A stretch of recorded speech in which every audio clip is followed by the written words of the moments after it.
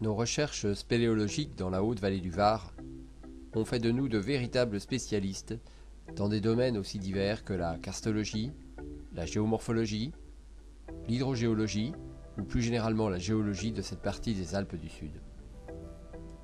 C'était suffisant pour qu'un groupe de l'université Interage du Dauphiné, spécialisé en géologie, nous demande de les guider quelques jours sur un terrain que nous connaissons bien. Ce matin, Jean-Claude ne le dira pas, mais nous avons beaucoup de chance que la pluie se soit arrêtée de tomber. Nous pouvons enfin découvrir les gorges de Daluis, où la plupart des cours d'eau sont en crue, notamment celui de la clue d'Amen, qui se jette dans le Var par une belle cascade.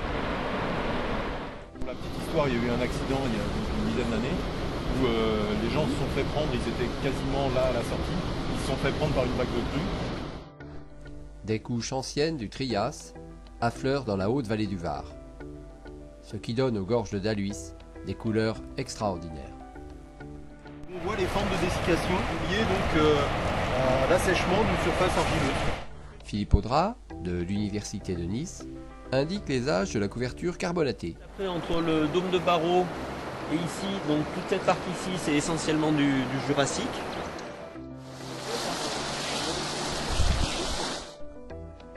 Avec les fortes pluies qui se sont abattues sur les Alpes du Sud, la plupart des émergences sont en crue, notamment celle du Trou du Bœuf, qui vomit un flot relativement clair.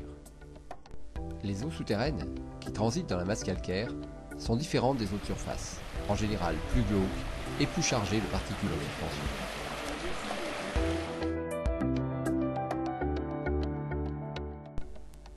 Guider un groupe en surface ne constitue pas une difficulté, mais sous terre, les choses se compliquent toujours un peu.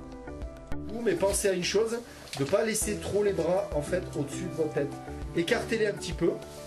Regardez plus avec les yeux vers le bas. Oui. Donc le sol réel de la grotte, il est à peu près à 3 mètres en dessous de nos pieds. En gros, il est au niveau de la route là. La principale difficulté est un ressaut de 3 mètres, anodin pour nous, mais qui s'avère très périlleux pour des gens qui n'ont jamais mis les pieds sous terre. Tu veux t'assieds ici? Attention, ça glisse un peu les deux. 30 cm après, tu as un petit escalier. C'est une marche à jour, c'est pour ça. Alors, le plus facile, c'est pas de tenir la corde. Tenez mon épaule, ça sera plus stable. Vous vous laissez glisser, vous allez chercher la marche. Et laissez-vous glisser.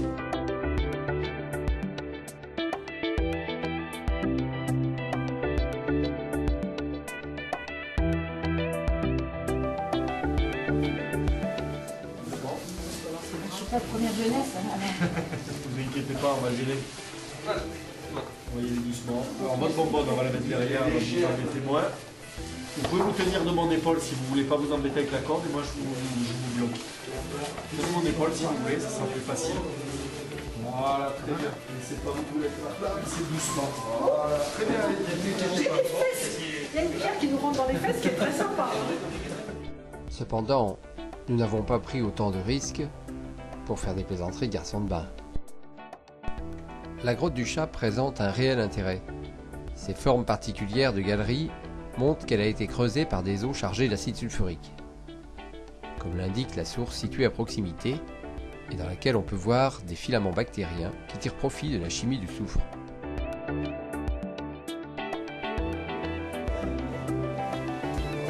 C'est l'autoroute là.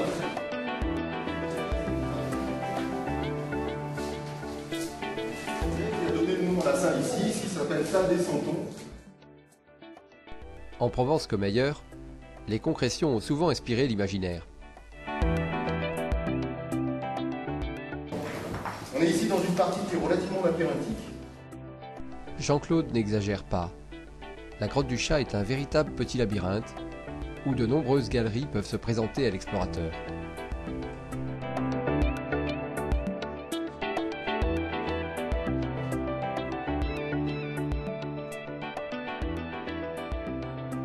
Certes, le groupe suit, mais lentement, car l'argile leur colle aux pieds. Les conseils dispensés par le guide ne semblent pas vraiment respectés.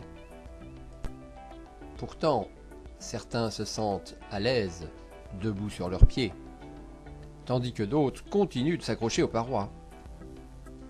Philippe dispense quelques indications utiles pour mieux comprendre la formation très particulière de la grotte du Chat.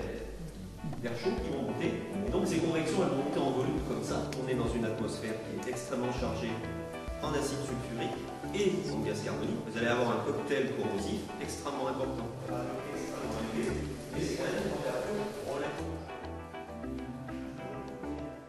Pour aller dans la galerie de ces sols, la fondation est très acide. Très facile pour Philippe, mais la galerie de ses sols est beaucoup moins commode qu'il ne le dit.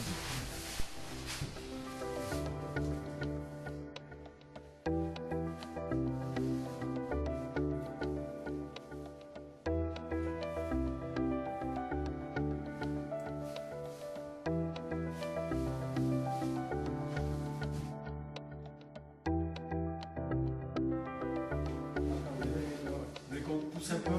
Je vous aide un petit peu. Allez, vas-y.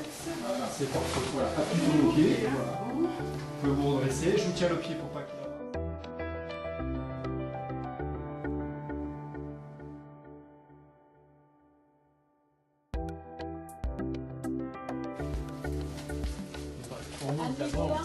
Annie, il est là.